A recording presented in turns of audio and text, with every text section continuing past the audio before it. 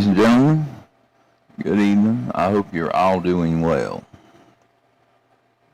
I'll wait until we get a few people in here before we get rolling.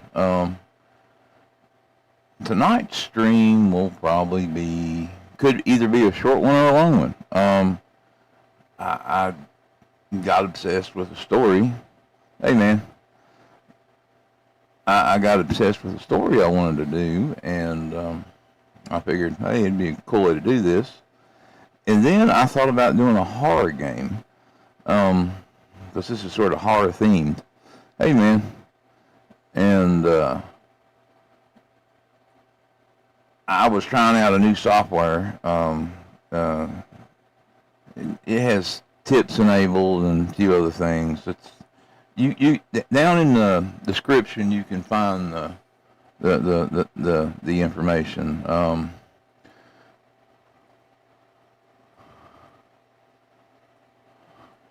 Yeah, you got the first thing in here. If I was using the other software, it'd pop up and say that.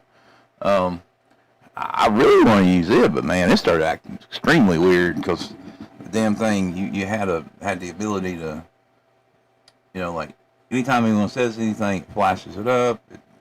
There's a wheel you can spin, all kinds of cool, crazy stuff. There's a lot of interaction for you guys, and shit, I need to fix my camera, don't I?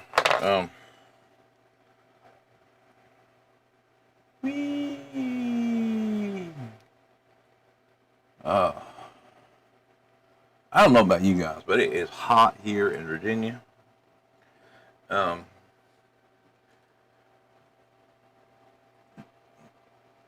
Our governor, well, we just had our fiddlers convention here. If you don't know what that is, it's basically a bunch of hillbillies collect, or used to, and which part's creepy? I don't know. But yeah, our governor come out here and she got up on stage and our town booed her. That no one likes her here, not in Appalachia. You gotta be a special kind of person for this area to like you. There's a. I'll turn the other camera. Yeah, this thing flows around. I mean, it is what it is. Yeah, I mean, it's got a. You can go up. There's like auto presets and stuff. And I can go over here to the other gear and stuff. So. Oh yeah, I know. My like I said, my brain is like cooked. It has been for a while. I gotta go out tomorrow and get the old lady's medicine, and it's been one of them things. Today I actually started feeling a little better, and I thought, okay, well I'll go do this. But yeah, I'm glad you guys are here. Anyway, tonight I want to do the Blackwater Lighthouse. I've had it for a while.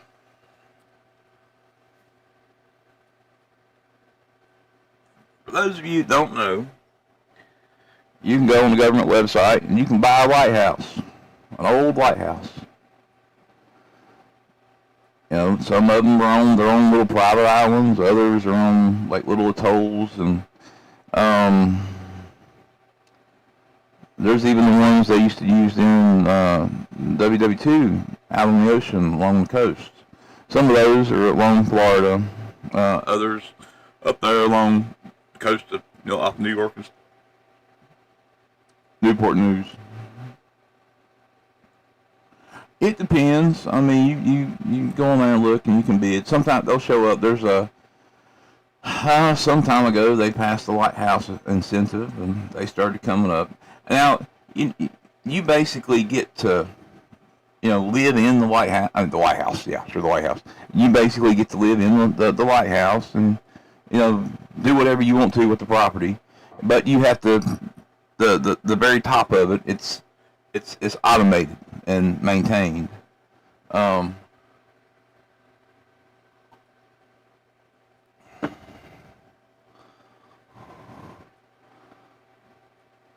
but yeah, it is. There's other stuff on there too, though. I mean, there's plenty of other things. But a lighthouse, I don't know though. You see, there's a certain kind of horror, a certain kind of melancholy that comes with a lighthouse. Um, I don't know, dude. I don't know. All through history, all through history, there has been stories upon stories upon stories. Oh yeah, she would have something to do. I mean, like, I would want to have a dog there or a cat or something. I mean, the old lighthouses out there on the islands. Rats swim. I definitely would want to have something on the islands. They would be, when the weather got bad, they would be looking for a place to hide. But there's the ocean is the only thing that we've not really fully discovered yet. Minus parts of the Amazon. And there's a few little places up in the Himalayas and other parts and deep buried in China that we've not been able to go to or explore yet. But we've tried. The thing about the ocean is there's a lot of creepy things down in there. It's bugged a lot of writers. Everyone from our founding fathers to people like H.P. Lovecraft. The creepy, slimy things that live in the ocean. I don't know, but there's always horror tales that come out of there. And the Blackwater Lighthouse is similar to one of those. It is, this is a true story. I warn you right now. And if you ever thought about going to stay at one of those places, or live at one of them places, or if you know somebody that owns a lighthouse or maintains a lighthouse or whatever, there's still jobs like that. You can still go and maintain a lighthouse. A lighthouse. I'm sure I'm going to mess that up a bunch of times tonight. And you can get paid for it. In fact, if you don't mind going overseas, there's a lighthouse off of the coast of France. Now, keep in mind you, this is one of the most dangerous spots, weather-wise. Waves. People can't get to you if things go wrong. But you get paid $1 million a year to live out there, to maintain that lighthouse. You just got to make sure that light's on every night. Every night. Just you and the lighthouse. If they're willing to pay somebody that much money to live out there to do this, it's bad.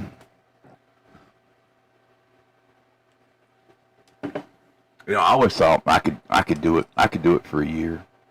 I definitely could do it for a year. I can go out there and I can, just hang out, bring a bunch of books, bring stuff I can write with.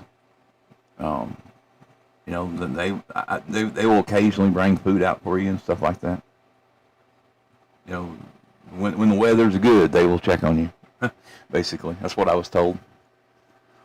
But if anything happened, they wouldn't be able to find you. If you got lost out there, they wouldn't be able to find you. But yeah,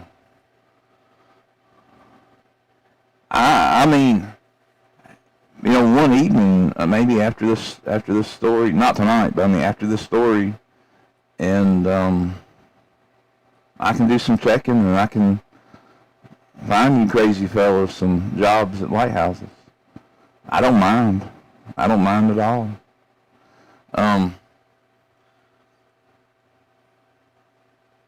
I mean, there's good money there.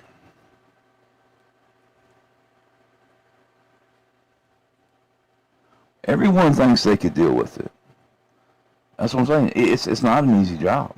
It the job, like the lighthouses that are like close to the coast and like up in Maine and Maryland and on some of the rivers and things or the inlets, those are not bad because you can get out and go and do your thing. And kinda, it's got solar. I mean, it's got enough power to operate the light. I know, I have too, but it's a different thing out there. Being out on a little island, little tiny island. I mean, we're talking. I mean, it's small. I don't know how else to explain it. It's just small, Normally these places have a place for a boat. Some of them have a place where they have like a helicopter landing pad. Oh no, there's no cell service. There's no cell service. There's nothing like that, dude. I mean, some of these places there is, but like the one with the big money, no, there's no cell service. There's no internet out there. You're in total isolation.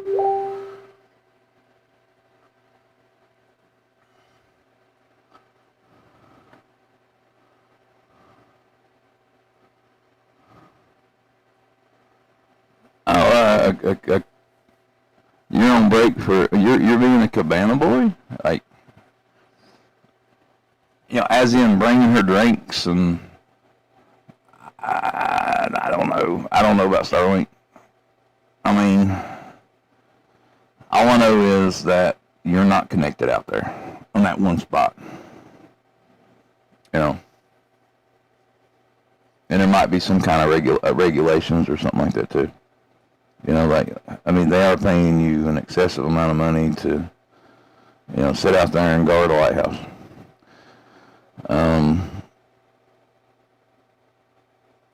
But it would be worth it, like, one time. I mean, I think 1 year, I could do it for a year. I mean, I don't know, maybe, probably not. I don't know. I've always juggled that. I mean, I used to think that I could go out and do the oil rig at some point, back when I was younger. You can go out on an oil rig and you can make $320,000. $320,000 for 6 months. You work 6 months, you're off 6 months.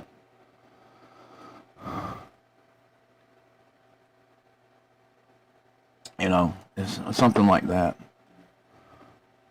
I got close. I did like I said, I did the I was on an ice boat once. That was pretty rough. One of those fishing boats. That's a whole nother game. I mean, those people are crazy. It's a different animal. And roughnecks, those are different guys too. You would definitely need to have some kind of military service to be on a rig, dude. I mean, just to be able to handle it. Marine, sure. Army, maybe. I don't know. Navy would be. I don't know. I mean, I'm not trying to offend the military anymore, but the whole thing. You would think people in the Navy would be great at this kind of job, but they're not. I just got some reports that at least 4 of our servicemen that are deployed on the USS Constellation, I think it is. I don't want to burn anybody, but there's been at least 4 guys that try to jump overboard. they've been over there extended amount of time. And see, that's what happens to you. If you're in isolation or if you're on the water for an extended amount of time, you get a little willy. You know, it's like the guys that go down in the submarines. You get a little willy. But you can be on a boat and get a little willy. Yeah, I don't know.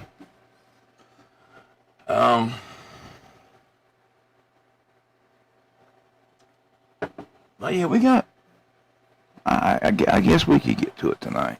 So anyway, what do you guys think about that? Do the lighthouse and maybe do a horror game. I got a couple cool horror games. We can pick 1 or 2 or 3 or whatever.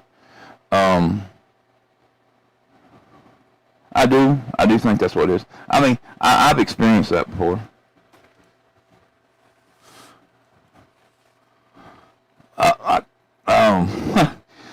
I mean, you know, knowing what I know about you, I know that would not be the job for you.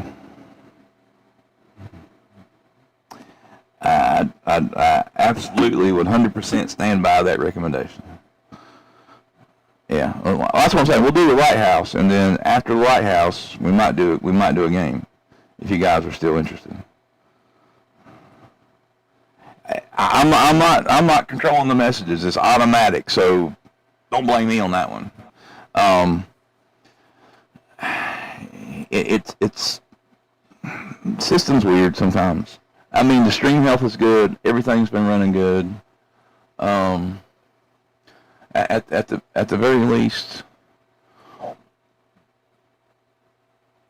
there's a couple of cool little stories that. No, we'll go over those later, maybe tomorrow. But there's some weird hauntings and stuff that started popping up in the news, and I mean main news, and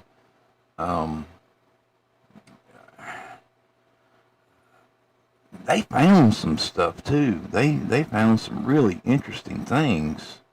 They found a 50-mile tunnel, you know, from the biblical times under Jerusalem, like yesterday, and right outside of Egypt, they found 230. It's on satellite image. They found 230 plus graves in these weird temples out there they didn't know existed, and it was pre-Egypt times.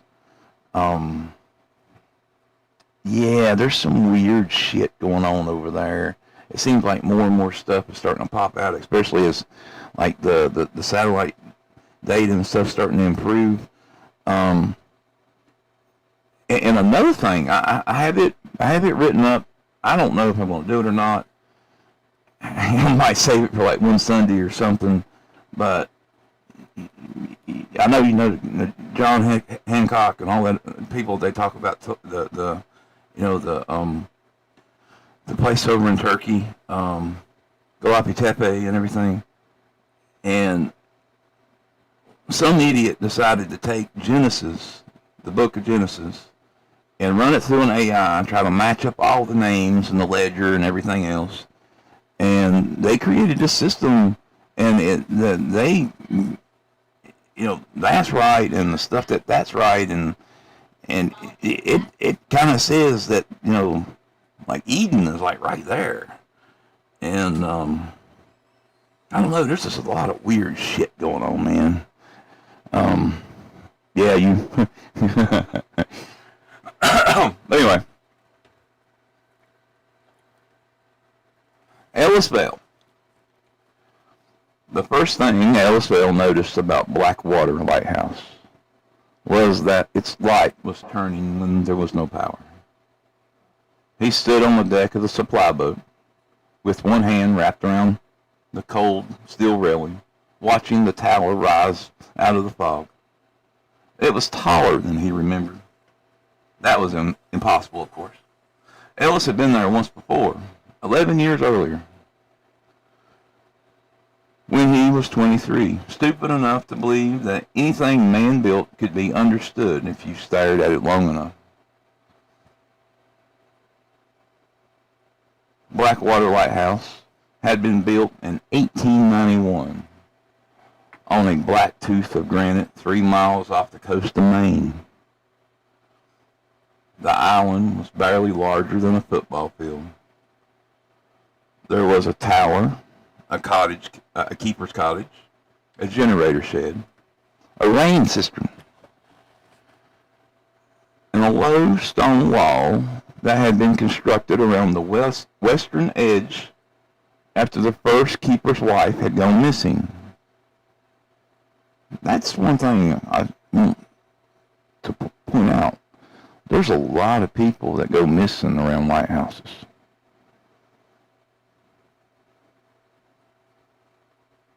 If you ever researched it, that's number one way to go. The lighthouse was automated in 1987, decommissioned in 2004, officially abandoned in 2013. Nobody was supposed to live there anymore. Yet the light was turning, slowly. A pale yellow beam passed through the fog. Then darkness. Then the beam again.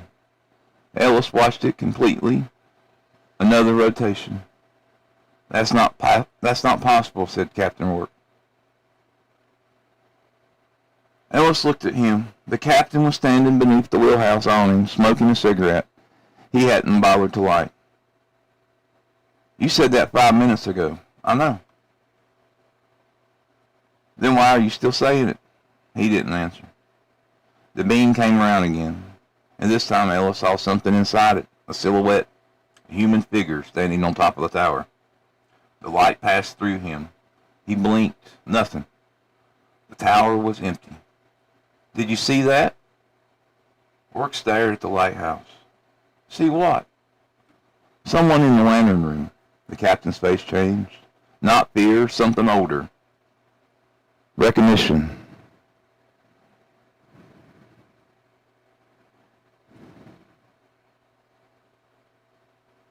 He crushed a cigarette between his fingers. Don't look at that light anymore. Ellis almost laughed. Instead, he turned away. The fog swallowed the island behind them, and somewhere beneath the sound of the engine, something knocked 3 times against the hull. The official explanation for Ellis's arrival was simple. The National Maritime Authority had received repeated reports that Blackwater's emergency beacon was transmitting. The beacon was not supposed to exist. Its batteries had been removed 15 years earlier. There had also been reports of radio interference, unexplained flashes, and most strangely, an automated distress signal containing coordinates that led directly to the island. Somebody was wanting them to come there. Ellis, an electrical engineer specializing in old navigation systems, his assignment was to determine what was transmitting and shut it down. He had accepted because the contract paid extraordinarily well, as all these did. He regretted that decision before stepping onto the island. The supply boat pulled away at 4:17 in the afternoon.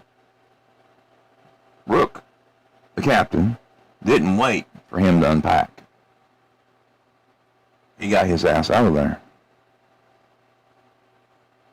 He shoved the last equipment case onto the dock and said, "Boat comes back tomorrow morning." He responded, "You're leaving me overnight?" He said, "That's the job. You said you'd stay until the generator was running." I said I'd stay until we reached the island. Ellis looked at him. Rourke looked toward the lighthouse. "You'll be fine. You don't sound convinced." "I'm convinced you'll survive. That's reassuring." He stepped aboard. Before he climbed into the wheelhouse, he turned around. "If you hear knocking from inside the tower," he stopped. Ellis waited. The boat pulled away. I'm sorry. He stopped. Ellis waited. "Yeah." The captain shook his head. "Nothing." The boat pulled away. Ellis watched it disappear. Fog closed behind him, and he was alone. Blackwater Lighthouse was surrounded by old warnings. Some were official, some were not. The official sign at the dock read, "Danger, structurally unsafe. Entry prohibited without authorization." Someone had carved beneath it, "It doesn't like the light." Ellis stared at the words. Then he laughed quietly. Great. He dragged his equipment up the path. The cottage smelled of mildew, salt, and something faintly metallic. Inside, the furniture had been covered in plastic. Dust coated everything. A calendar still hung beside the kitchen. September 2004. He checked the date on his phone. August 12th, 2026. 22 years. Yet the clock above the stove was ticking. He approached it, and the second hand moved. Tick, tick, tick. The clock's batteries had corroded into green lumps. He touched the glass, and the second hand stopped. Then began moving backward. He withdrew his hand. The clock continued ticking. Backward. He stepped away. Okay, he said to himself. He looked toward the doorway. No. The word finally came out more firmly. He picked up his equipment case. Absolutely not, he whispered to himself. Outside, the lighthouse beam swept across the cottage window. For half a second, Ellis saw a person standing in the kitchen behind him. He spun around. Nobody was there. The plastic-covered furniture sat untouched. The clock ticked backward. Then came 3 knocks. From upstairs. He froze. Knock, knock, knock. He stared at the ceiling, then the 4th knock came. This one was softer, almost polite. The tower had 212 steps. Ellis counted them twice. The lantern room was on top. The old Fresco-Lyons had been removed decades earlier, according to the records. It was still there. He stopped halfway up the spiral staircase. The lens turned slowly above him. Its enormous glass prisms caught the light from somewhere. Not the lighthouse beam, something darker. The lens rotated without a motor. No gears moved. No electricity flowed through the housing. It simply turned. He climbed another 20 steps. The temperature dropped. His breath appeared in front of him. The tower was warmer at the bottom. In the top, it felt like winter. He reached the lantern room. The door was locked. He tried his key. The lock clicked open before he turned it. He stared at it, then pushed, and the door swung inward. The light was blinding. He covered his eyes. The lantern burned a steady yellow flame. No bulb, no wiring, no source. He walked toward it, and the light revolved. When it passed over his face, he heard voices. Hundreds of them whispering, not words, breathing. Ellis turned away. The light passed again. This time the voices became clearer. Help us.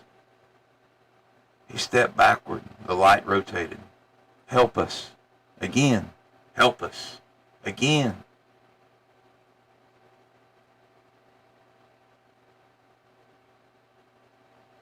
I lost my track there.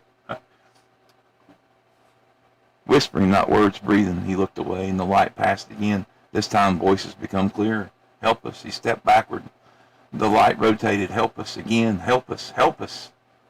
And again, one voice separated from the others. A woman's voice. Very close. Ellis. He heard her say. He stopped breathing. The lantern completed another revolution. Ellis, she said.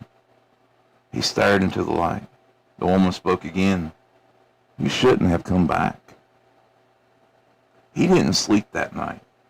He sat at the kitchen table with every light on. The tower continued rotating. He shut down the electrical panel. That made no difference. At 2:13 a.m., the radio turned itself on. Static filled the cottage. He stood. The radio was an old maritime receiver sitting on a shelf. It had no antenna. He approached it. The static became clearer. A voice emerged. Blackwater Station. Ellis reached for his volume. The knob was missing. Blackwater Station, do you copy? He picked up the microphone. Who is this? Silence. Then, Keeper Vale. Ellis frowned. My name isn't Keeper Vale. Static. Keeper Vale, who are you? A long pause. Then the voice whispered, don't let them ring the bell. Ellis stared at the radio. What bell? He wondered to himself. The transmission ended. The tower light stopped. The cottage went dark. Then the bell rang. Once, deep beneath the island. Ellis felt it through the floor, a vibration. Not sound, pressure. Something enormous had moved underneath the stone. He grabbed his flashlight. And the bell rung again. The walls shook. Dust fell from the ceiling. He ran outside. The lighthouse tower stood against the fog. The lantern had gone dark. And for the first time since he arrived, Blackwater was completely unlit. Then Ellis heard something else. Footsteps. Behind him, wet footsteps. Slow, coming up a path from the sea. He turned. Nothing. Another step closer. He raised the flashlight. The beams revealed the old dock, empty, water dripping from its boards. One footprint appeared, then another, then another. They were coming toward him. Footprints with no bodies. Ellis watched in horror as invisible feet walked up the dock. Each wet footprint appeared in a beam. One after another. Toward the cottage, towards him, the footprints stopped 6 feet away. Ellis couldn't move. A voice whispered beside his ear. You left me down there. He turned. Nobody. But something cold touched his neck. Then the lighthouse came back on. The beam swept over the island. He saw the footprints. There were hundreds, all over the rocks, all leading out into the ocean. He barricaded himself in the cottage. At dawn, the boat didn't come. He waited until noon. Nothing. He tried the radio, only static. At 1:06 p.m., he found the journal. It was hidden beneath the floorboards in the keeper's bedroom. A leather cover had wrapped with moisture. The first page was dated 1891, August 3rd. The light was working. We haven't lit it yet. He stared at the sentence and then turned the page. August 4th. Thomas says the lamp must have lit before we arrived. I told him that was impossible. He says impossible things are the only things happening here. Another page, August 9th. There are voices in the lens. They say they are sellers. They know our names. Another, August 14th. Thomas went into the water last night. He returned this morning. He is not Thomas. Ellis stopped. His mouth went dry. He turned the page. September 1st. There are now 7 of us. There should be 3. Another page. September 3rd. There are 11. They all look like us. The handwriting becomes increasingly frantic. September 7th. They cannot come inside unless we invite them in. Do not answer voices outside the door. Do not open the door if someone says your name. Do not look into the water after dark. The next page had only one sentence. The thing beneath the island is learning how to make people. Ellis stopped reading. Something moved outside. He heard a familiar voice. Bill. His heart stopped. It was his brother, Daniel. Daniel had been dead for 19 years. Al opened the door. Ellis backed away. The voice came again. Come on, buddy. He shut his eyes and said, "No. You know it's me. No. I've been waiting." Ellis began crying. He hadn't cried when Daniel died. He hadn't cried at the funeral. He hadn't cried when they lowered the coffin. But now he stood in a dead keeper's college, in a lighthouse, with his hands over his ears, listening to his brother ask to be let inside. His dead brother. "El," the voice changed. "Not much, just enough. Please." Ellis looked toward the door. A shadow stood beneath it, 2 feet wet bare. "El." The shadow bent downward, as though whatever stood outside was crawling on the other side of the door. "Let me in." Ellis whispered, "You're not him." Silence, then laughter. "Not Daniel's. Not human." The voice outside said, "Neither are you." That night, Ellis climbed the tower. He had decided the source of the phenomena had to be the lantern. He carried a crowbar. He was on a mission. The beam was turning slowly. Every revolution illuminated the ocean. Every time the light passed over the water, Ellis saw shapes beneath the surface, people beneath the waves. Thousands of them floating face up in the black water. He blinked, gone. The light passed again. There they were, closer. The landing room was freezing. Ellis approached the mechanism. There was no bulb, no fuel. Instead, the center of the LIN assembly was a vertical column of black material. It looked like glass, but it pulsed slowly like a vein. Ellis raised the crowbar. Before he could strike it, the radio cracked. It was impossible. The radio was downstairs. And yet he heard it clearly. "Ellis Vale." He turned. The lantern room door was open. A man stood on the staircase. He recognized him immediately. It was Captain Rook. Except Rook had been standing on the boat 8 hours ago. The figure smiled. "Found it." Ellis backed away. "You're not Rook." The thing smiled wider. The teeth were too numerous. "You know." The lantern turned. The light passed through the creature. Its body became transparent. Inside was nothing. No bones, no organs, just a hollow human shape filled with seawater. Ellis screamed. The creature climbed another step. "You know." Another. "You know." Another. Then it spoke in Rook's voice. "You left us down there," it says. Ellis swung the crowbar. It struck the thing's face. The skin split. Something black poured out. The creature didn't bleed. It opened its mouth. Inside was an ocean. Ellis saw waves, ships, storms, thousands of faces beneath the water. And far below them all, an eye, the size of an island.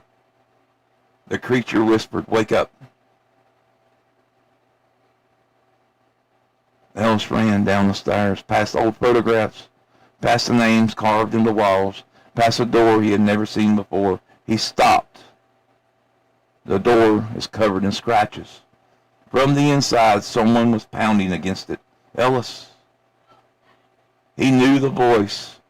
His own. "Ellis." He backed away. His own voice screamed from behind the door, "Don't let me out."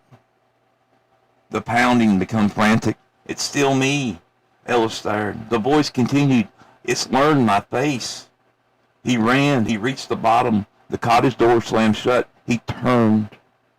A wet footprint appeared on the floor. Then another. Then another. Something was walking through the cottage, invisible. The footprints crossed the room, stopped beside him.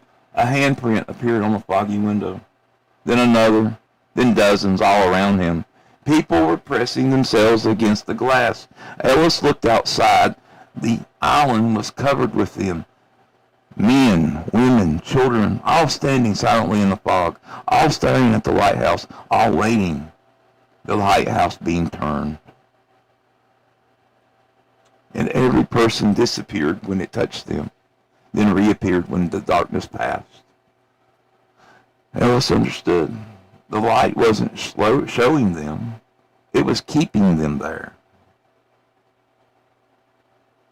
At 3:44 a.m., Ellis found the tunnel. It was beneath the generator shed. The entrance had been concealed behind a steel plate. The tunnel descended into the island. The walls were carved with names, hundreds of names, every keeper who had served the Blackwater. But inside each name was another name, a replacement, a second version. Thomas Reed, 1891. Thomas Reed, 1891. William Hale, 1894. William Hale, 1894. Joseph Black, 1901. Joseph Black, 1901. Ellis kept walking. The tunnel became wet. The stone walls began to pulse. He reached the chamber, and at the center was a hole. The ocean was visible below. Impossible. He was beneath an ocean. The water should have been above him. Instead, the enormous black sea stretched beneath the stone, and something was moving inside it, a shape larger than a chamber, a pale surface, a ridge. Then an eye opened. Ellis fell backward. The eye looked directly at him, and a voice inside his head said, "We have been waiting for you." Ellis couldn't breathe. "Who are you?" And the answer came from everywhere. "The lighthouse." He shook his head. "No. The light is a door." "No. The people you call missing are not missing." Faces appeared beneath the waters. Thousands. They are inside. Ellis saw Daniel, his brother, standing beneath the surface, looking upward. Daniel raised one hand. Ellis whispered, "Dan."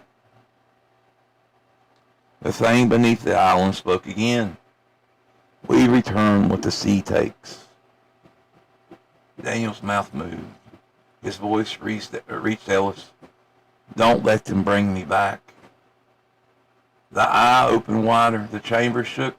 He was almost ready. Ellis stumbled toward the stairs. "What do you mean?" The answer was immediate. "You." The boat arrived at sunset. Ellis was waiting on the dock. Captain Rook stood at the wheel. "Ellis." Ellis raised one hand. "Don't come ashore." The captain frowned. "What happened?" "Don't come here." "Where's your equipment?" "Burned." "What?" Ellis stared at the lighthouse. The beam was still running. "Take me home." Captain slowly approached the dock. "Ellis, what happened?" He stepped aboard. The moment his feet touched the deck, he felt something cold move inside his chest. He looked down. A black vein crawled beneath his skin. He grabbed his shirt. Rook saw it. His face went pale. "Ellis, get me home." Rook started the engine. The boat pulled away. Blackwater Lighthouse disappeared into the fog. He watched it until it was gone, and then he heard the voice behind him. His brother, El. He turned. Daniel stood on the deck, soaked, pale, smiling. He screamed. The captain spun around, and there was nobody there. "What?" Elks pointed. "Daniel." Rook stared at him. "Who's Daniel?" Ellis froze. His brother's name had never been spoken aloud. Not once, not by Rook, not by anyone on the island. Yet Rook looked genuinely confused. "Who's Daniel?" Ellis looked down at his hands, and the black veins had reached his wrist now. Something moved beneath the skin. It was alive. A small shape like a finger pressed outward. Rook grabbed his shoulder. "Ellis?" Ellis looked up. The captain's face was changing, not dramatically, just subtle. His eyes were becoming darker, his skin smoother, his mouth wider, and behind him in the fog the lighthouse beam swept across the ocean. Ellis whispered, "You're not Rook." The captain smiled no. The ocean around the boat began to glow. Hundreds of faces appeared beneath the surface, all looking upward, all smiling. The radio cracked. A voice spoke, "Blackwater Station. Static, do you copy?" Ellis stared at the captain. The captain stared back, and then the lighthouse flashed. Once, twice, 3 times, and every light on the boat went out. In the darkness, he heard footsteps, wet footsteps, coming toward him. Then a voice whispered directly in his ear, his own voice, "Don't worry." A pause. "We'll make you better." 3 weeks later, a Coast Guard vessel discovered the supply boat drifting 30 miles from shore. There were no crew aboard, no blood, no signs of struggle. The radio was still transmitting. The captain's log contained only one entry. "We found the light." Authorities searched Blackwater Island the following morning. The lighthouse was dark. The cottage was empty. The generator shed had collapsed. The tunnel beneath it was gone. They found Ellis Vale's equipment scattered across the floor. They found his jacket, his boots, his identification. And beneath the lighthouse, carved into the stone, they found a new name. Ellis Vale, 2026. Beside it was another. The investigators initially assumed it was a mistake, a second entry, a duplicate. Ellis Vale, 2026. They photographed it.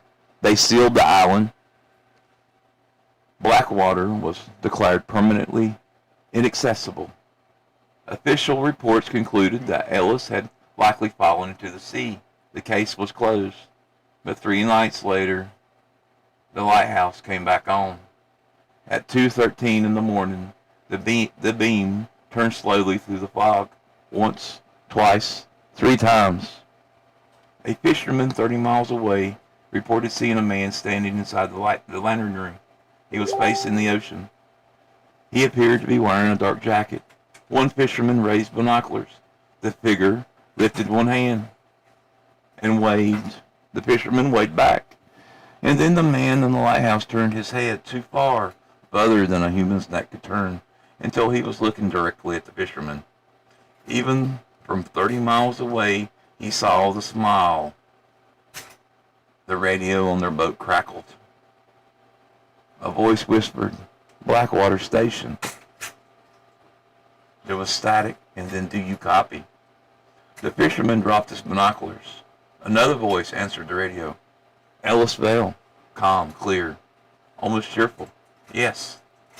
The lighthouse beam swept across the ocean, and somewhere beneath the waves, something enormous opened its eyes. "Come home." Now, that's the end of that story.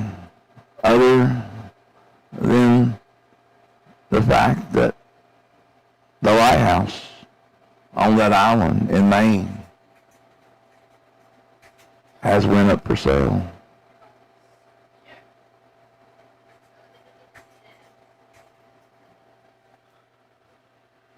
Are you sure you want to live in a lighthouse?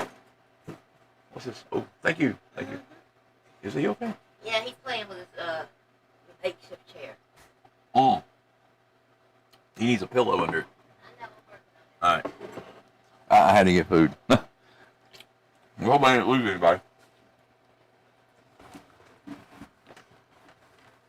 Well, anyway. That was Blackwater Station. I gotta make an entry here.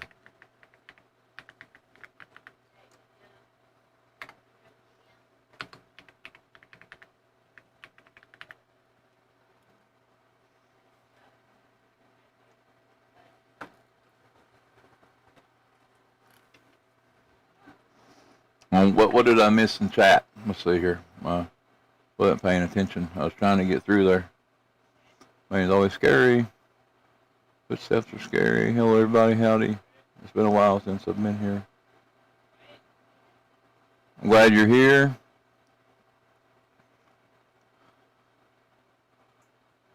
By the way, is your girlfriend sick? Is that?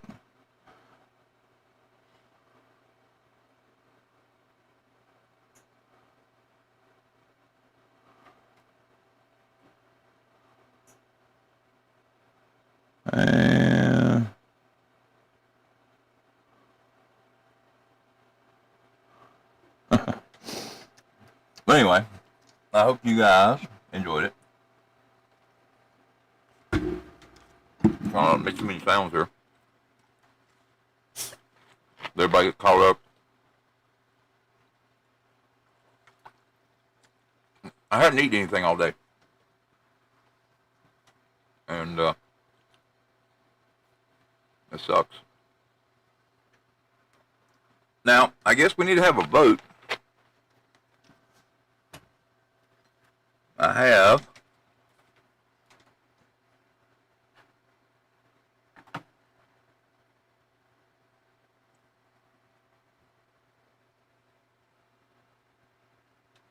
mm,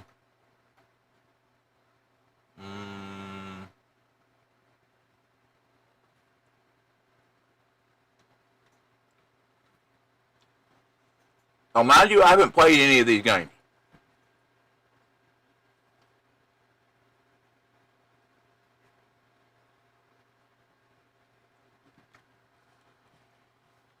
I have a horror data center one.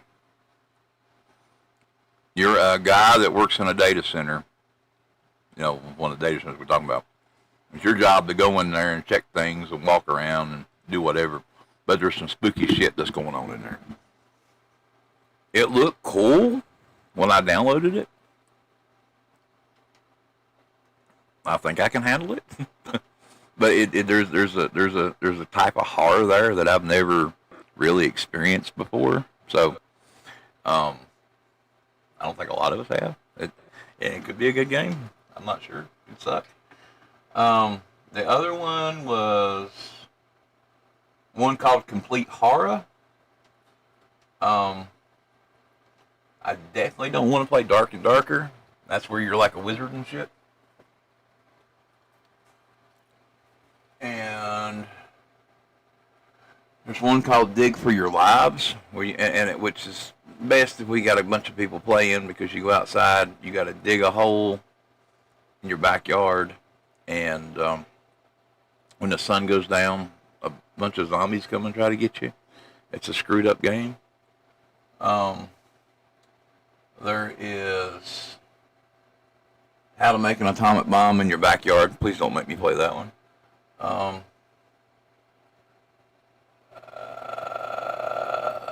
There's a game I downloaded a while back called Nine Hells. Now it is hard to explain, and it is something very messed up. I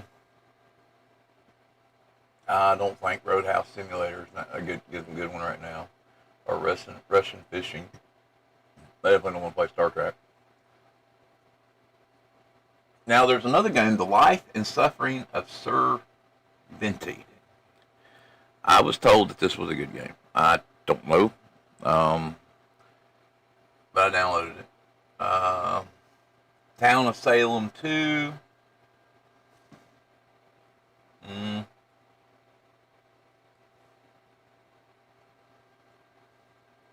But anyway, that's what I could get that I can play on YouTube. Some of these I can't play here.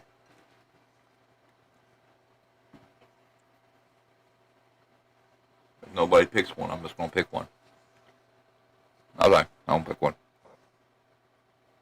I don't know what Uncanny Tales Cold Road is. Let me check that one. Hold on a minute.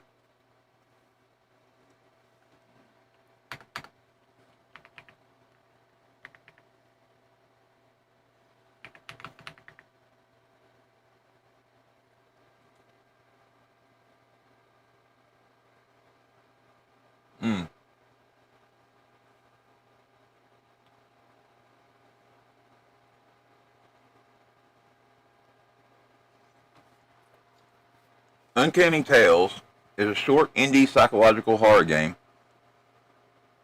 It follows a young woman driving home from New Year's holiday who takes an isolated detour during a severe blizzard, crashes her car, and seeks refuge in a secluded house belonging to a seemingly kind woman.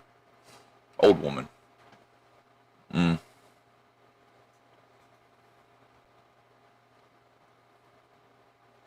The other one,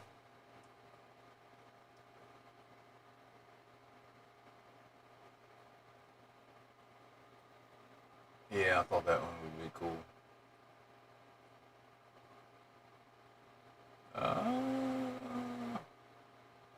Let's look up complete horror.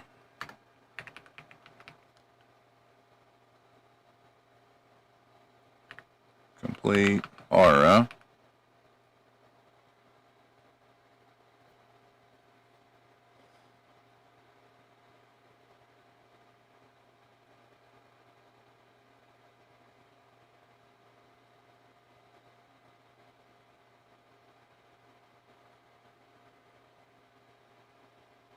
I can't play that one online. It's got nudity in it.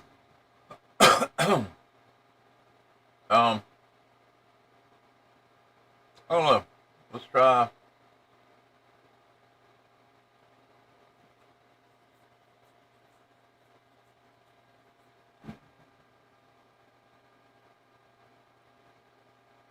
Let's try the other one. We'll do the one. I was gonna load it anyway. I gotta find out what to do with it.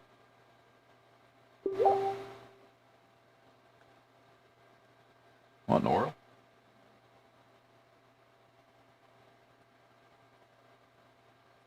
Okay. The life and suffering of Sir Rainey, whatever his name is. And let me switch stream here, add source. And we need video game, video capture. Where's the video game thing at? I haven't done this in so long, I think I forgot how to do it. Game capture.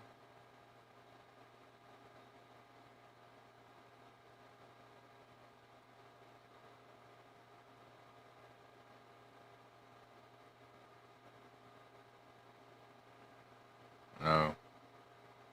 It's not doing that. That one ain't working. For some reason. Alright, I gotta do it the other way. Add source.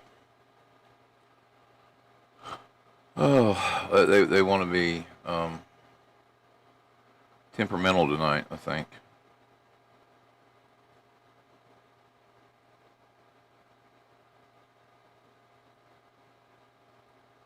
Okay.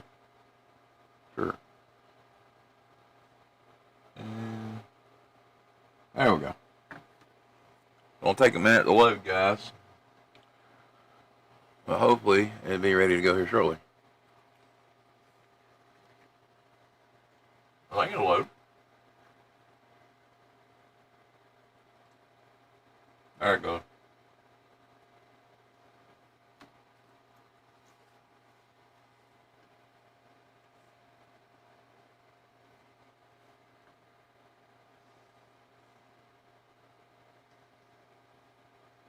If we like this one, we'll get the other one. Sir.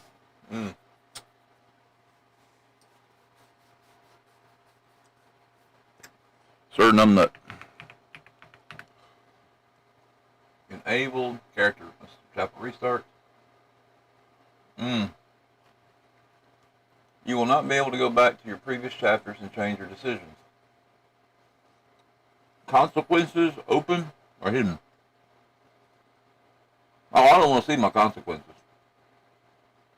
And we'll do disabled. So, we're not going to be able to rewind our chapters. And we're going to do it hidden. So, don't know what else going to happen.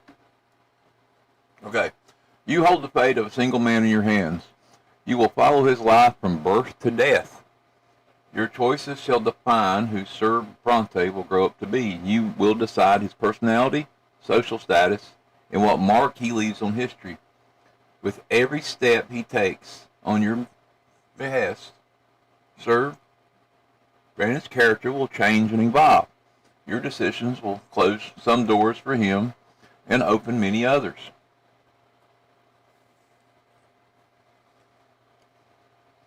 The world of Sir Birth is a ruthless realm where people are divided into estates. Sorry, I'm still eating. It's hard to be a hero here. Be ready to accept that Sir Bronte cannot overcome every challenge in his path. Every hard choice will test his character, personal qualities. Often you will not be able to make the choices you would like to. It may happen because you choose different roads earlier, exhausted your hero's willpower, or haven't earned the right position in society. Well, screw you. Every victory will be a struggle, a path paved with bitter losses, gut-wrenching failures. Accept the tragedy. This is how you would create a gripping, unique tale for your hero. And what will become Sir Bronte's, his loved one, and his world. It all depends on you. So let's see if we can't screw this poor guy's life up.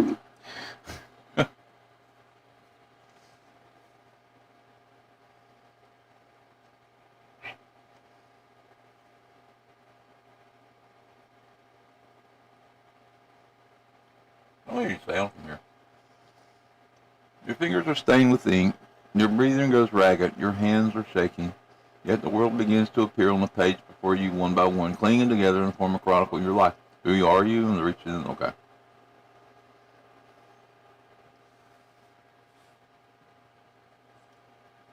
I thought this was a game type thing.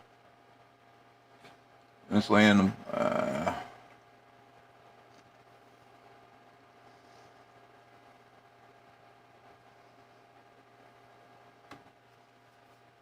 this ain't what it said it was supposed to be.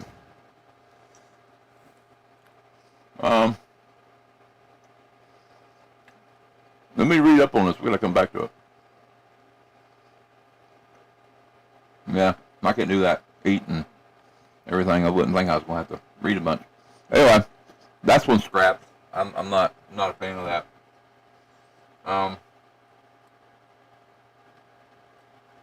Let's see here.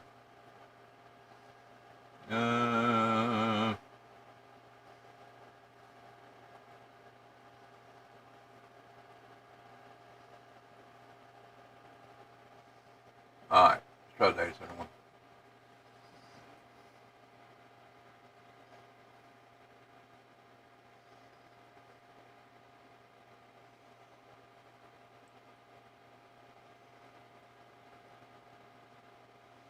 Capture cursor, automatic, okay.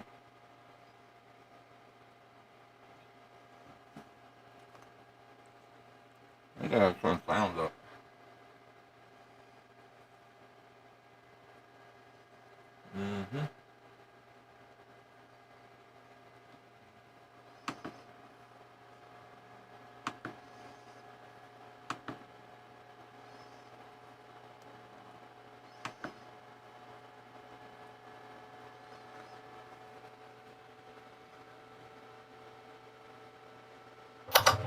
Okay, we go.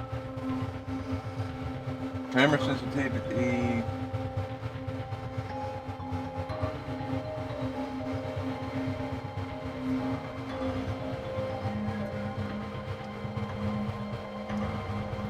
New game, normal or hard? We're gonna go hard.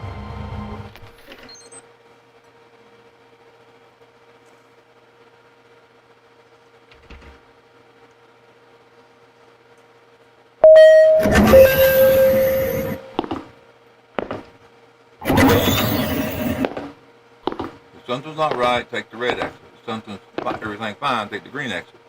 The first loop will be free of anomalies. Cleaning is optional. Nah, I'm not gonna clean the fucking thing.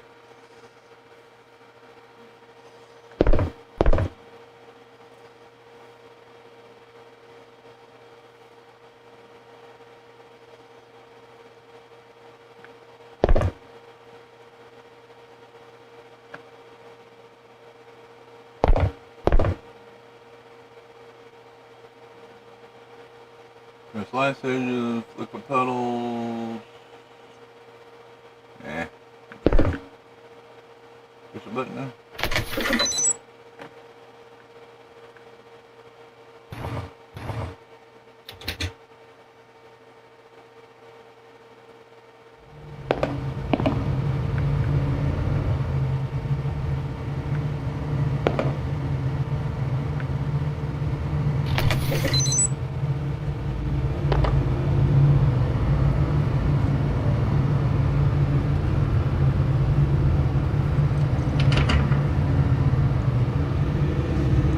I got a flashlight?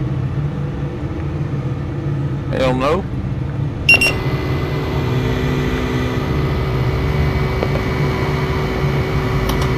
Oh, okay.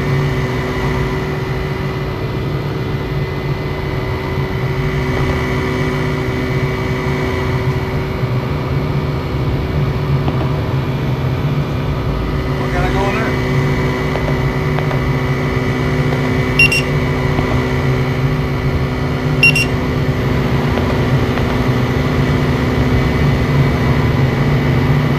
What'd you do?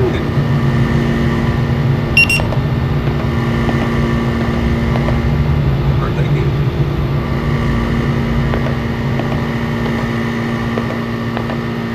Hey, let me in.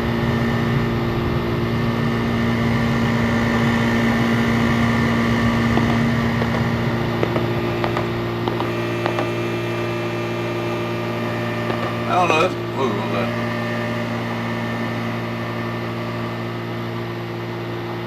I don't know. This game ain't very exciting. I'm just walking around a data center looking at people. Come on. And I got it on hard mode. There's the button.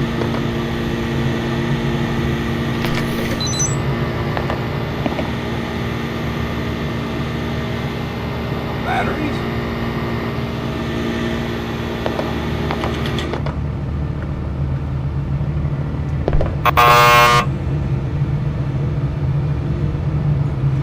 Okay. Hey, that's an Xbox.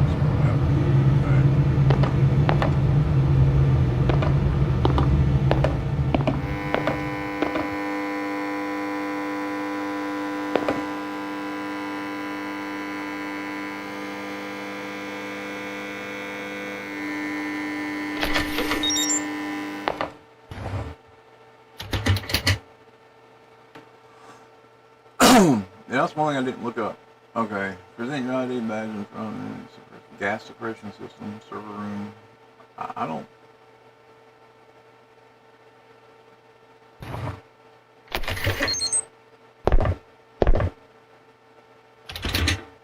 Okay. Oh, I'm supposed to clean up the puddles.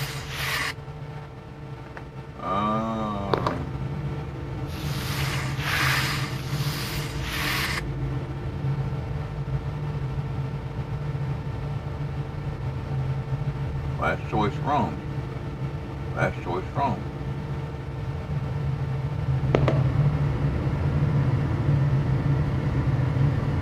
Alright.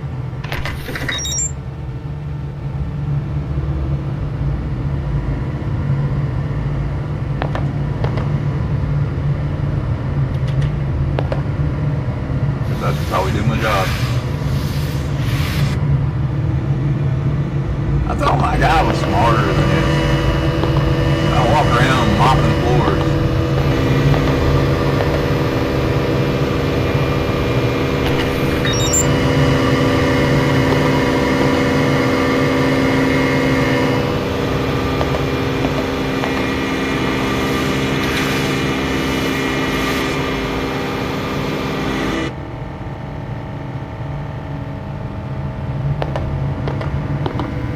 Kind of feels like the macaroons.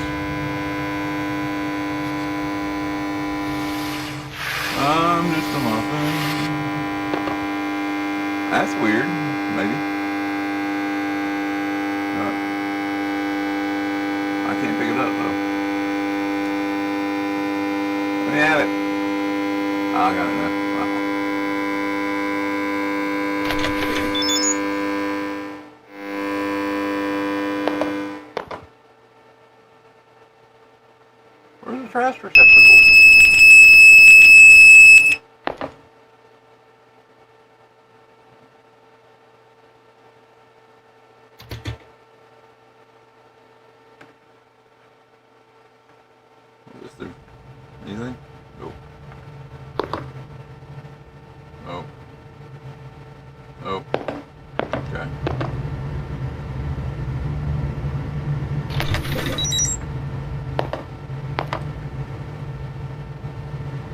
Okay, this is gonna drive me crazy.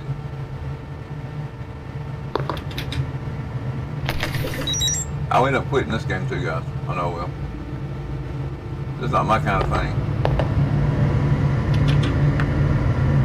I do not want to go around picking up trash.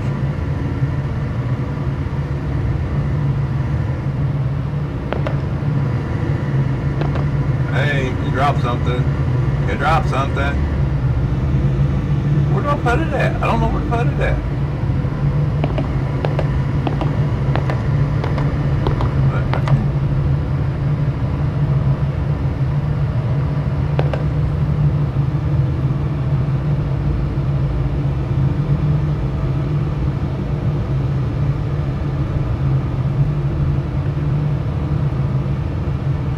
There is an issue here.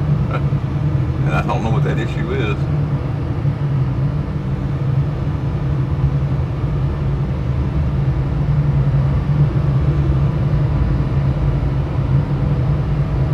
Why won't you go in there? Oh, this game's gonna make me mad.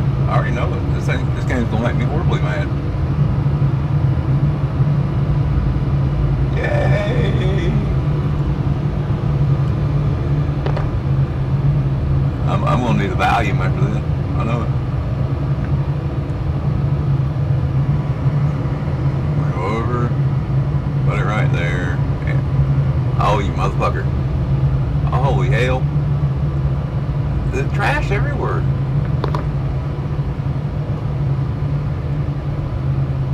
Come on.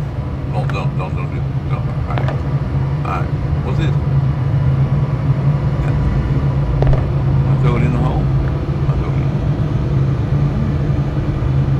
I threw it in the hole. Sneaky cleaner. Aha! Oh, I'm going over here to do that again. Yeah. We call that, creative cleaning.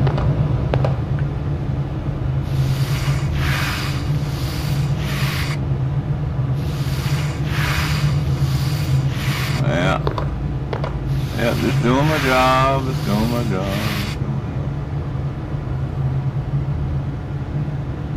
What's that?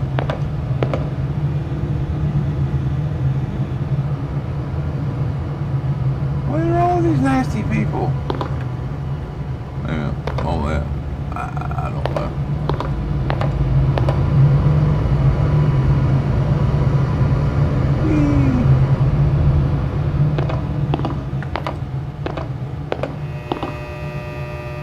I am not picking up any more trash. I'm done.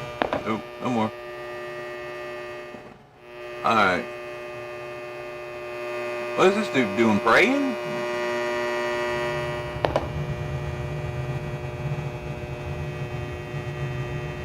Hey, what are y'all doing? Can I get in there with him?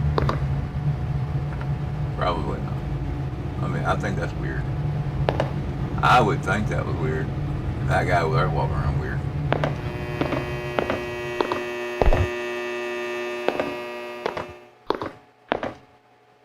Nothing like that.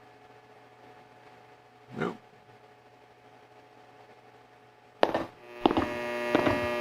Did I go the wrong way?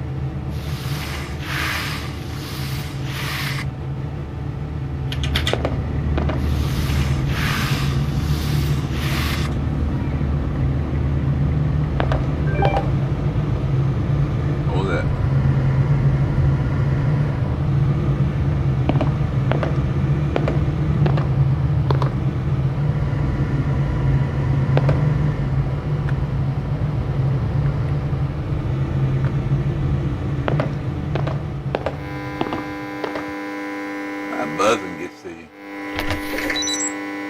No way. Okay.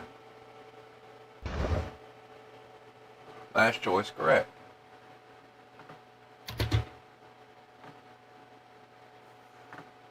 Guys, I'm gonna be honest with you. I have no idea what I'm doing. I don't. This is like bonkers. Okay, now loop 1. I picked the right one. I'm sure this time it's not right. So yeah. Oh boy. So something was wrong. I didn't get it.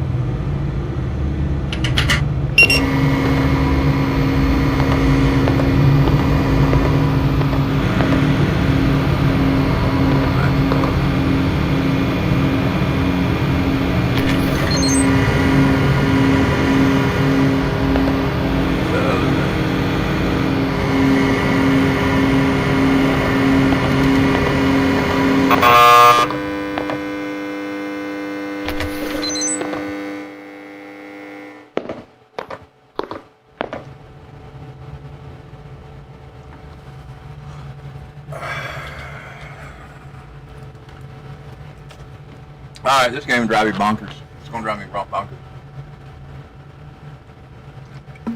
This is what hell feels like, I believe. This is definitely what hell feels like. I'm going to need a cigarette here in a minute, y'all. I'm going to go one more loop, and then I'm going to go get a cigarette. And I'll come back and we'll try another game. Or we'll try this one again. Or this one's probably going to bug the shit out of me. Uh-oh, it won't let me open the door. What's going on here? Are you serious? That ain't good. Okay. Alright. Go play. Okay, here we go again. Go through the door. Not going over there. Can't go in there. Those are the lights. Last time I went straight through here. And I went through that door. Is there another door over here?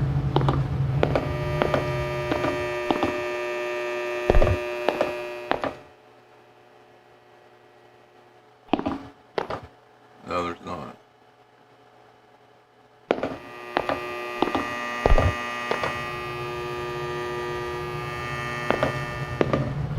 How do I get over there?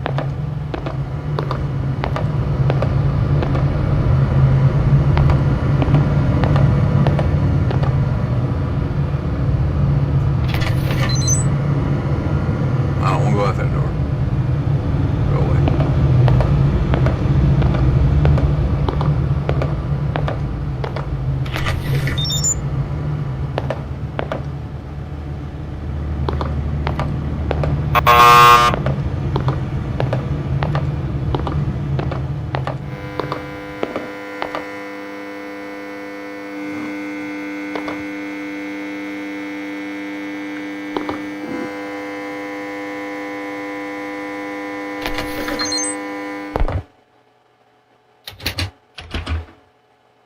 Okay, I'm gonna go have a cigarette.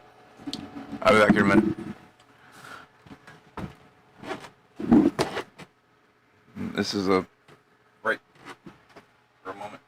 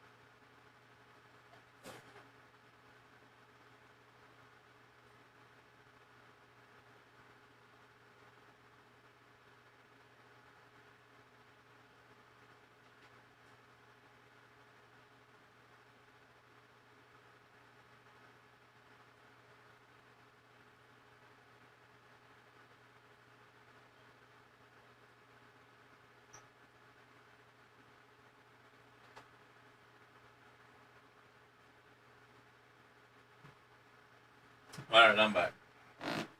Had family stuff to do. Son needed batteries. And had to take care of some cats and things like that. I think we are going to kick this game. Because I don't know what's going on. I'm going to have to read up on it, guys. And I don't think we're going to play it anymore. You know, this was a tryout thing. You know, I wanted to see what good games there were. If any of these were good games. I don't really like them. We're streaming that again. There we go. Alright. Above. What was above? I gotta be careful which ones I click on here. Let's try the complete horror game.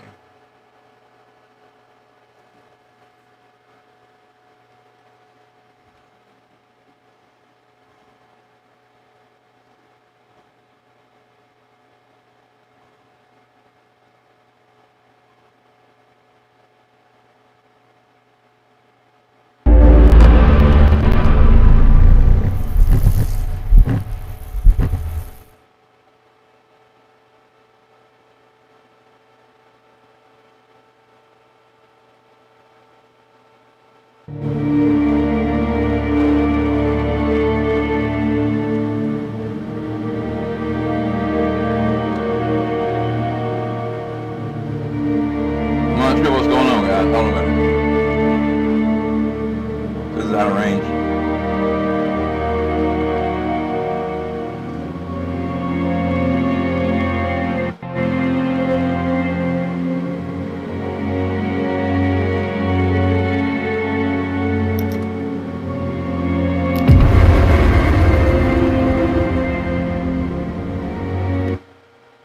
I literally lost one of my monitors somehow.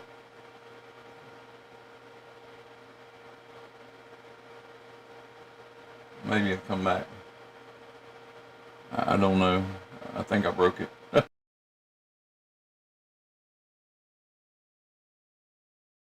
Okay. Allow access. Okay. That was weird. That was freaky.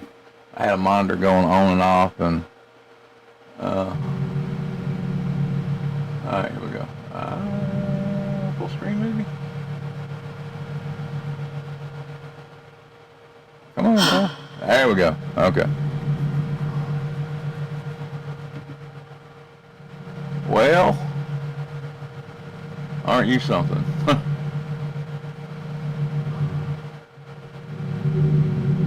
Okay, nightmare. Why is the chair so fucking small?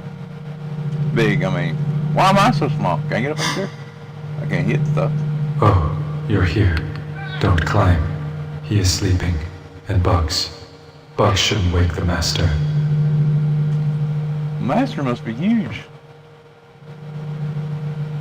I get go stick. Alright.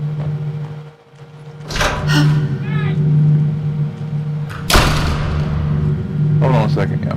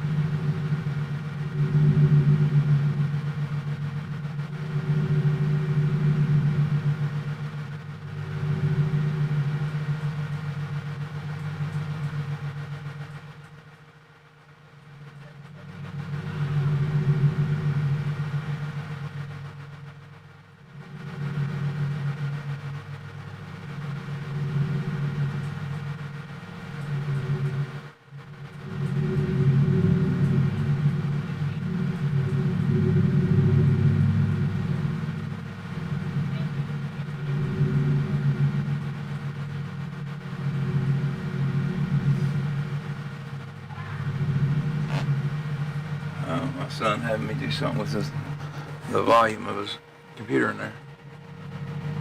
Alright. There's a fire extinguisher. I don't know why it's glitchy.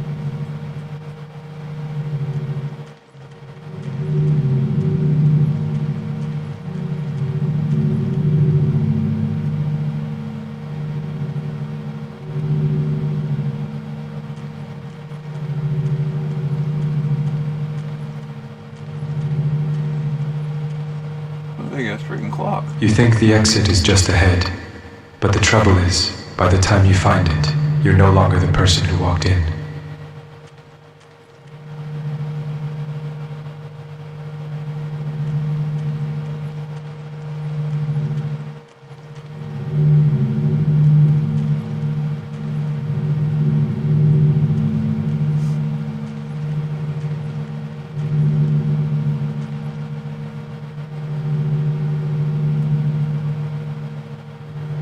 Her hair changes color there. I think it's the light though. It looks.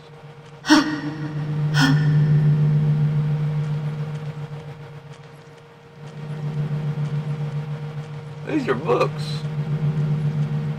Oh great.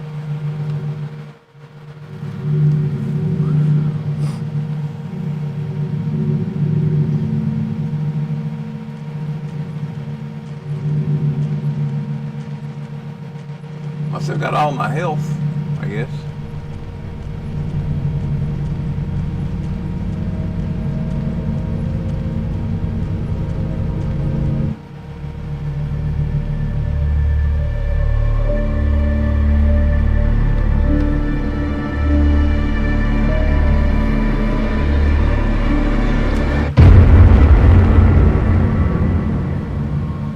Where am I? Ah, my head hurts. Damn it. I can't remember anything.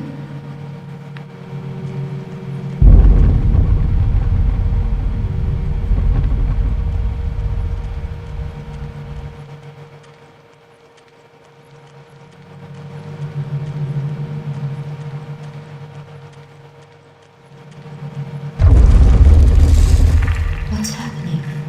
Is there a cave in somewhere?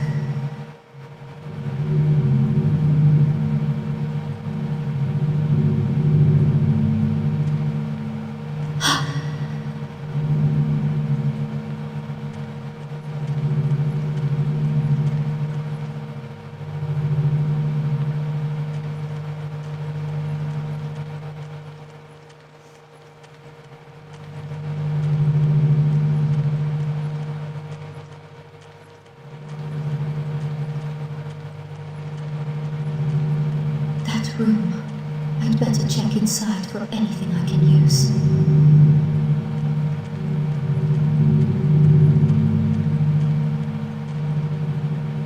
That's not a room, is it?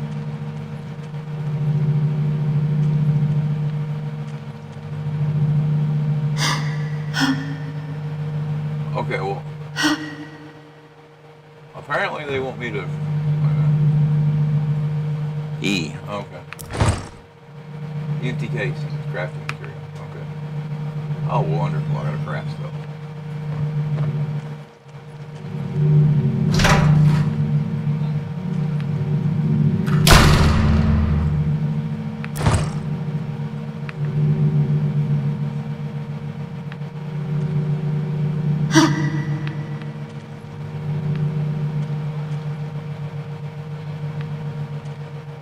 You guys like Escape from Tarkov or anything?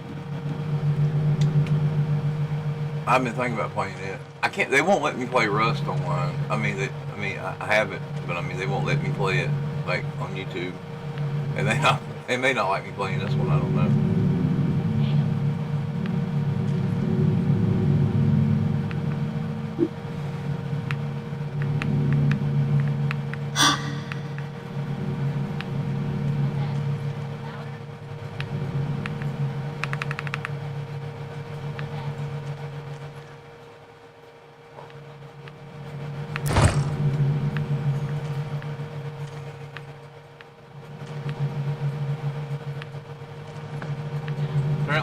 key. Little key somewhere.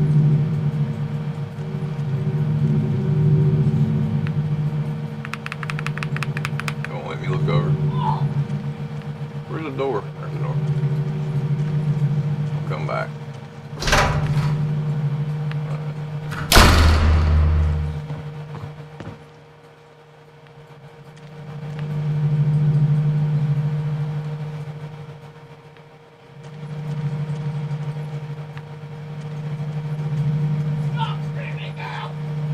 They get turned around? I got turned around. Went that room.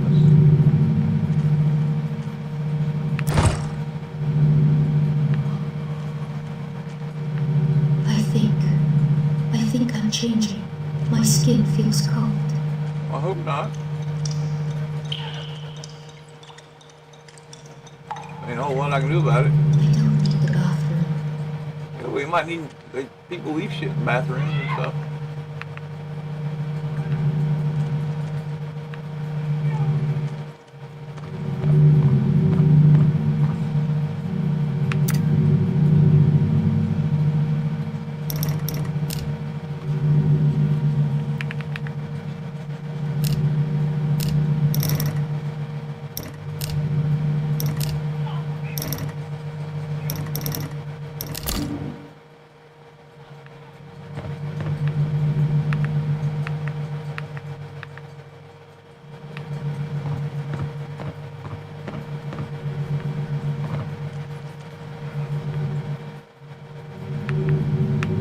What does that do? It doesn't do anything. Oh, yeah.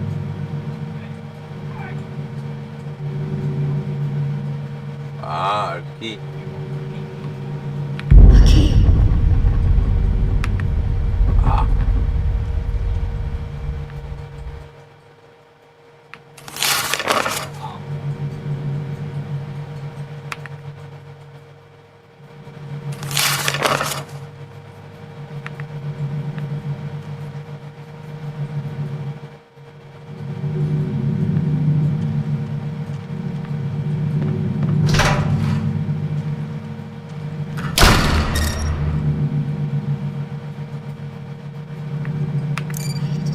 This can't.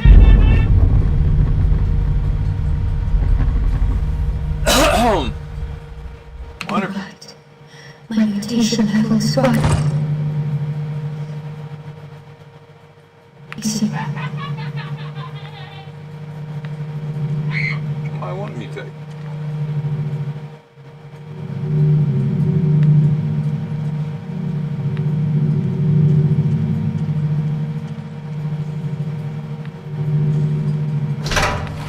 This feels like somebody's bad idea of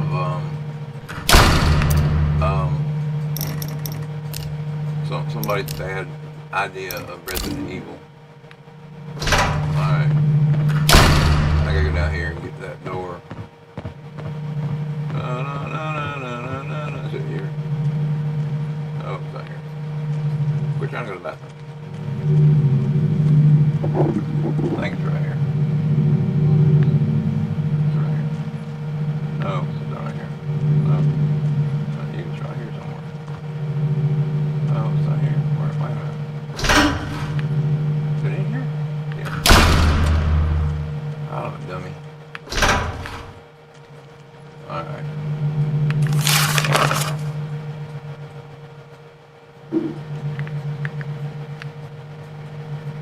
Wait here, Dad. Okay.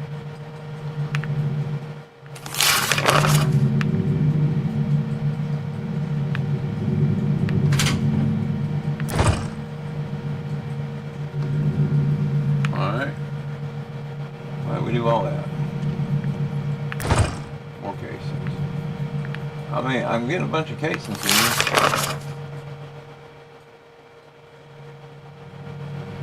Strange. This painting, this place. It feels so familiar. You've probably been here before. Okay, how do we do this? Alright, resume, what game, key instructions. How do we put our stuff on? Wait.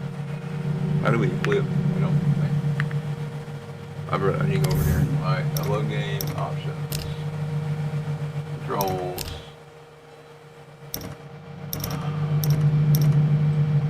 You're not helping me. No. Okay. Inventory tab menu. Alright. There we go. Alright, you need to put this on here. Alright. I think somebody's got a very, you know, kind of how to use it.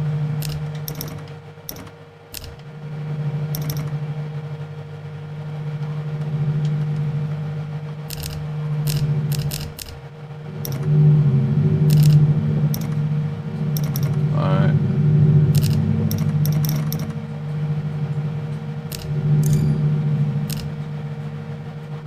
Not enough on them. Alright.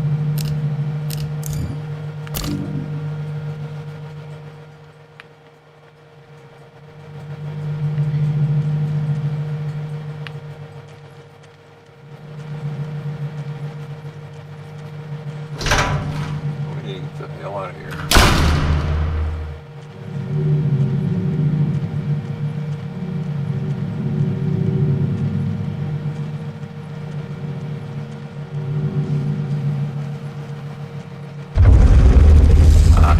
Another collapse. Damn it. I need to get out of this tunnel.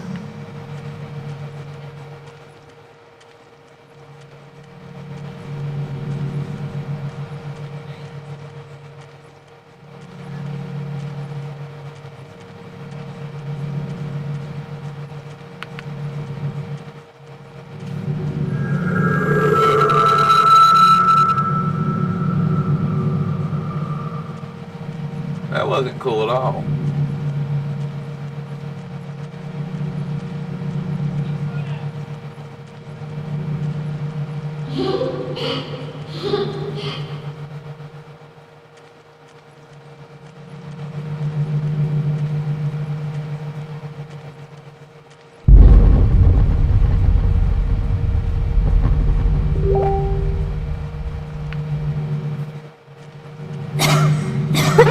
The air is toxic here. I need to get out fast.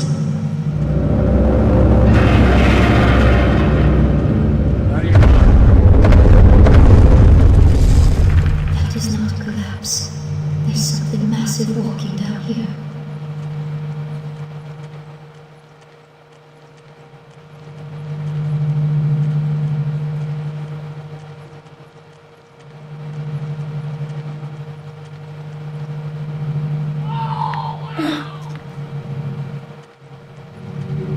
Finally out. I almost died in there. No, you did.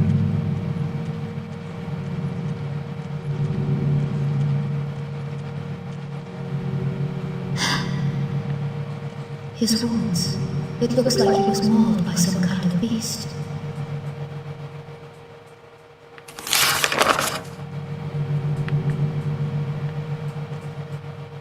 I mean, there's usable stuff here. Why not grab it? Use it. Well, she could use the, she could have took the thing with her. She could just... Okay, I don't understand.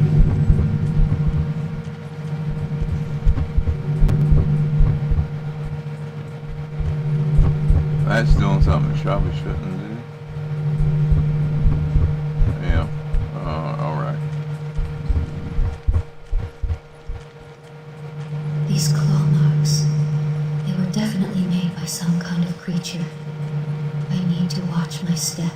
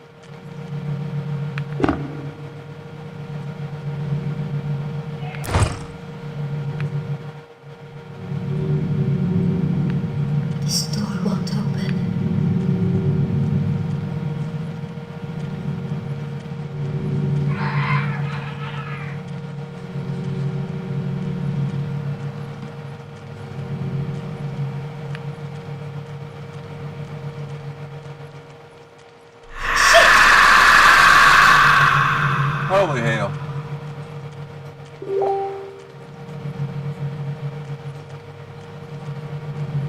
What the hell was that thing? It was so huge. I need to get out of here. This whole damn station is cursed. None of this makes any sense.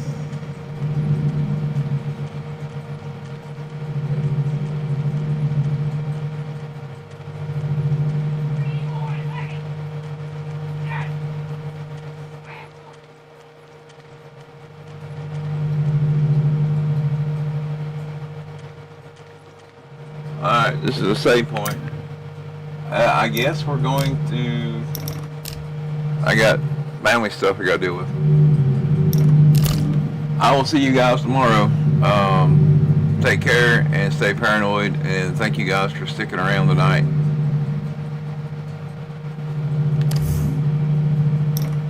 We will talk tomorrow.